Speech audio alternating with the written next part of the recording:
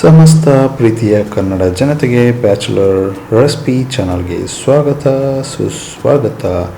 ಇವತ್ತಿನ ಒಂದು ರೆಸಿಪಿ ಯಾವುದಪ್ಪ ಅನ್ನೋದಾದರೆ ಬದನೆಕಾಯಿಂದ ಒಂದೊಳ್ಳೆ ಭರ್ತ ಮಾಡೋಣ. ನೀವೆಲ್ಲರೂ ನೋಡಿರೋ ಹಾಗೆ ಬದನೆಕಾಯಿ ಭರ್ತ ಅಂತಂದರೆ ಬದನೆಕಾಯಿನ ಸುಟ್ಬಿಟ್ಟು ಅಥವಾ ಫ್ರೈ ಮಾಡಿಬಿಟ್ಟು ಅದನ್ನು ನೀಟಾಗಿ ಸ್ಮ್ಯಾಶ್ ಮಾಡಿಬಿಟ್ಟು ಆ ಥರದ ಭರ್ತ ಮಾಡ್ತಾರೆ.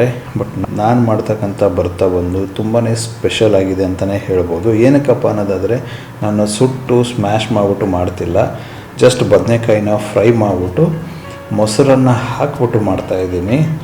ನಿಜಕ್ಕೂ ಇದು ಅದ್ಭುತವಾಗಿರುತ್ತೆ ರೊಟ್ಟಿ, ಚಪಾತಿ ಅಥವಾ ರೈಸ್ ಜೊತೆಗೆ ತಿನ್ನೋದಕ್ಕೆ.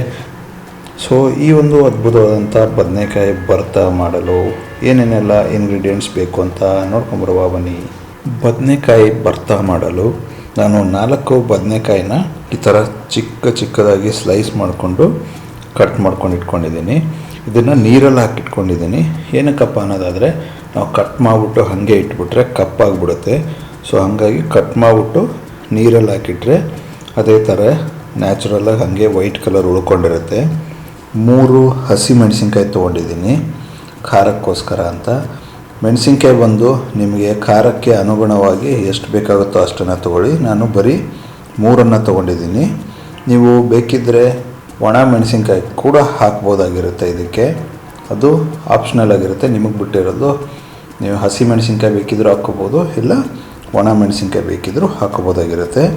3 ಟೇಬಲ್ ಸ್ಪೂನಷ್ಟು ಕಡಲೆ ಬೀಜದ ಪುಡಿನ ತೊಗೊಂಡಿದ್ದೀನಿ. ಅಂದರೆ ಕಡಲೆ ಬೀಜನ ಹುರಿದ್ಬಿಟ್ಟು ಈ ಥರ ಪುಡಿ ಮಾಡಿಟ್ಕೊಂಡಿದ್ದೀನಿ. 250 ml ಮೊಸರನ್ನ ತೊಗೊಂಡಿದ್ದೀನಿ.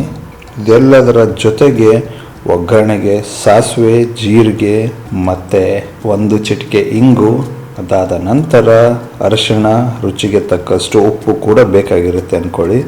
ಸೊ ಬನ್ನಿ, ಇನ್ನೇಕೆ ತಡ, ಈ ಒಂದು ಅದ್ಭುತವಾದಂಥ ಬದನೆಕಾಯಿ ಭರ್ತನ ಯಾವ ಥರ ಮಾಡೋದಂತ ನೋಡ್ಕೊಂಬರುವ. ಒಂದು ಪ್ಯಾನ್ನ ಬಿಸಿ ಇಟ್ಕೊಂಡಿದ್ದೀನಿ. ಇದಕ್ಕೆ 1 ಟೇಬಲ್ ಸ್ಪೂನಷ್ಟು ಆಯಿಲ್ ಹಾಕ್ಕೊತಾ ಇದ್ದೀನಿ.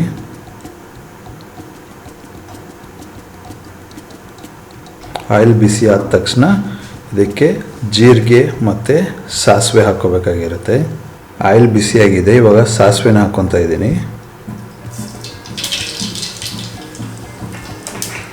ಒಂದು ಅರ್ಧ ಟೀ ಸ್ಪೂನ್ಗಿಂತ ಕಮ್ಮಿನೇ ಹಾಕ್ಕೊತಾ ಇದ್ದೀನಿ ಸಾಸಿವೆನ. ಅದೇ ಥರ ಇವಾಗ ಜೀರಿಗೆನ ಹಾಕ್ಕೊತಾ ಇದ್ದೀನಿ. ಇದು ಕೂಡ ಅಷ್ಟೇ ಅರ್ಧ ಟೇಬಲ್ ಸ್ಪೂನ್ಗಿಂತ ಕಮ್ಮಿನಲ್ಲಿ ಹಾಕ್ಕೊಳ್ಳಿ. ಅದಾದ ನಂತರ ಸ್ವಲ್ಪ ಹಿಂಗೆ ಹಾಕ್ಕೊತಾ ಇದ್ದೀನಿ. ಹಿಂಗನ್ನು ಹಾಕಿದ ಮೇಲೆ ಇವಾಗ ಅರಿಶಿಣ ಪುಡಿನ ಹಾಕ್ಕೊತಾ ಇದ್ದೀನಿ. ಇದು ಕೂಡ ಅಷ್ಟೇ ಅರ್ಧ ಟೀ ಸ್ಪೂನ್ಗಿಂತ ಕಮ್ಮಿನೇ ಹಾಕ್ಕೊತಾ ಇದ್ದೀನಿ. ಇದೆಲ್ಲ ಆದಮೇಲೆ ಒಂದು ಸರ್ತಿ ಚೆನ್ನಾಗಿ ಮಿಕ್ಸ್ ಮಾಡ್ಕೊಳ್ಳಿ. ಇವಾಗ ಇದಕ್ಕೆ ಕಟ್ ಮಾಡಿರ್ತಕ್ಕಂಥ ಮೆಣಸಿನ್ಕಾಯಿನ ಹಾಕ್ಕೊಳ್ಳುವ. ಮೆಣಸಿನ್ಕಾಯಿ ಹಾಕಿದ ತಕ್ಷಣ ಒಂದು ಸರ್ತಿ ಚೆನ್ನಾಗಿ ಮಿಕ್ಸ್ ಮಾಡಿ.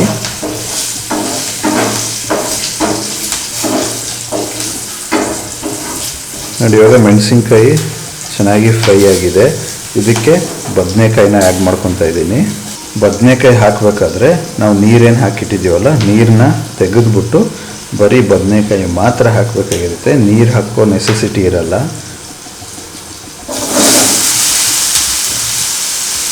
ಸೊ ನೋಡಿ, ನೀರಲ್ಲಿ ಹಾಕಿರೋದ್ರಿಂದ ಬದನೆಕಾಯಿ ಯಾವುದೇ ಥರದ ಕಲರ್ ಚೇಂಜ್ ಆಗಿಲ್ಲ.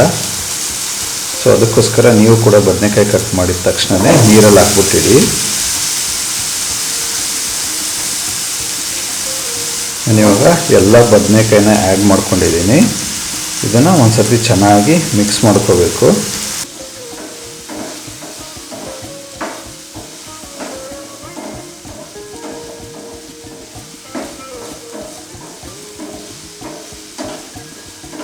ಈ ಥರ ಒಂದು ಸರ್ತಿ ಚೆನ್ನಾಗಿ ಮಿಕ್ಸ್ ಮಾಡ್ಕೊಂಡ ತಕ್ಷಣ ರುಚಿಗೆ ತಕ್ಕಷ್ಟು ಉಪ್ಪನ್ನು ಆ್ಯಡ್ ಮಾಡುವ.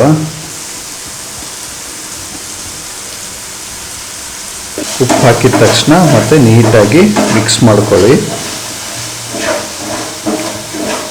ಮಿಕ್ಸ್ ಮಾಡಿಬಿಟ್ಟು ಒಂದು 2 ನಿಮಿಷಗಳ ಕಾಲ ಬದನೆಕಾಯಿನ ಚೆನ್ನಾಗಿ ಬೇಯೋದಕ್ಕೆ ಬಿಟ್ಬಿಡಿ.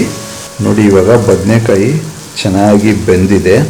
ಇವಾಗ ಇದಕ್ಕೆ ಕಡಲೆ ಬೀಜದ ಪೌಡರ್ ಏನು ಮಾಡ್ಕೊಂಡಿದ್ದೀವಿ ಗೊತ್ತಾ, ಅದನ್ನು ಆ್ಯಡ್ ಮಾಡ್ಕೊಳ್ಳುವ.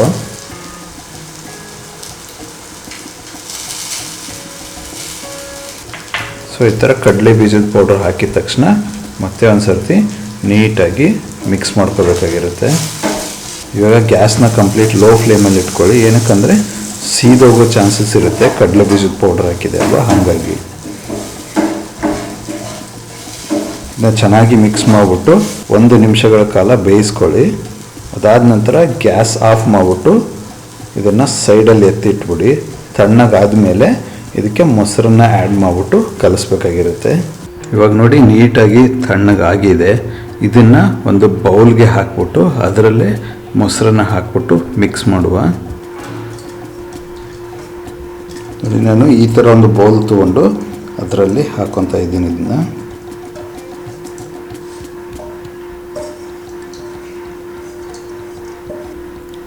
ಬೌಲಲ್ಲಿ ಹಾಕಿದ ಮೇಲೆ ಇವಾಗ ಇದಕ್ಕೆ ಮೊಸರನ್ನ ಹಾಕಬೇಕಾಗಿರುತ್ತೆ.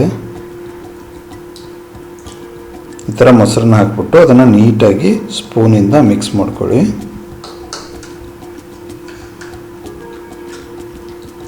ನೋಡಿ ಏನು ಅದ್ಭುತವಾಗಿ ಕಾಣಿಸ್ತಾ ಇದೆ. ಇವಾಗ ನಮ್ಮ ಬದನೆಕಾಯಿ ಭರ್ತಾ ರೆಡಿಯಾಗಿದೆ. ಯಾವುದೇ ಥರದ ಮಸಾಲೆಗಳನ್ನು ಯೂಸ್ ಮಾಡದೆ ಸಿಂಪಲ್ಲಾಗಿ ಮನೆಯಲ್ಲಿರ್ತಕ್ಕಂಥ ಒಂದು ಇಂಗ್ರೀಡಿಯೆಂಟ್ಸ್ನ ಯೂಸ್ ಮಾಡಿಕೊಂಡು ಈ ಒಂದು ಭರ್ತಾ ಮಾಡಿರೋದು. ಯಾವುದೇ ಥರದ ನಿಮಗೆ ಆ್ಯಸಿಡಿಕ್ ಪ್ರಾಬ್ಲಮ್ಸ್ ಬರೋಲ್ಲ, ಬಿಕಾಸ್ ನಾವು ಯಾವುದೇ ಥರದ ಮಸಾಲಾನ ಯೂಸ್ ಮಾಡಿಲ್ಲ ಅಂದ್ಕೊಳ್ಳಿ. ಸೊ ಮೊಸರಿದೆ, ಬದನೆಕಾಯಿ ಇದೆ, ಒಂದು ಒಳ್ಳೆ ರುಚಿ ಕೊಡುತ್ತೆ, ದೇಹಕ್ಕೂ ಕೂಡ ತಂಪಾಗುತ್ತೆ. ಸೊ ಈ ಒಂದು ಅದ್ಭುತವಾದಂಥ ರೆಸಿಪಿ ನೀವು ಕೂಡ ಮನೆಯಲ್ಲಿ ಟ್ರೈ ಮಾಡಿ, ಹೆಂಗೆ ಬಂತು ಅಂತ ಕಮೆಂಟಲ್ಲಿ ತಪ್ಪದೇ ತಿಳಿಸಿ. ಈ ಒಂದು ರೆಸಿಪಿ ನಿಮಗೇನಾದರೂ ಇಷ್ಟ ಆಗಿದ್ದರೆ ದಯವಿಟ್ಟು ಲೈಕ್ ಮಾಡಿ, ಕಮೆಂಟ್ ಮಾಡಿ, ಶೇರ್ ಮಾಡಿ.